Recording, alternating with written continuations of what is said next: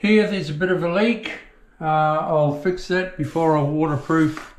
I need to take that off and screw one of these magic caps that the plumbers use all the time these days.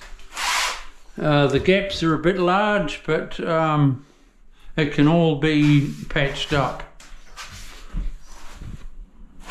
I've got to set these in.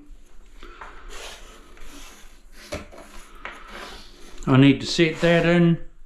I need to set this one in. So I'll be cutting that pipe, setting it in, drawing around it, getting rid of my cement sheet so it sits down flush.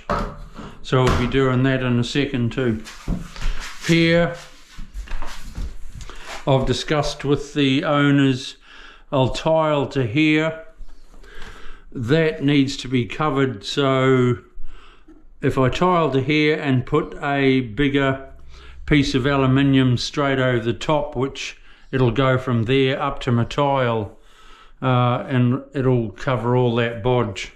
But it's better than the tile going out past the door when it's closed.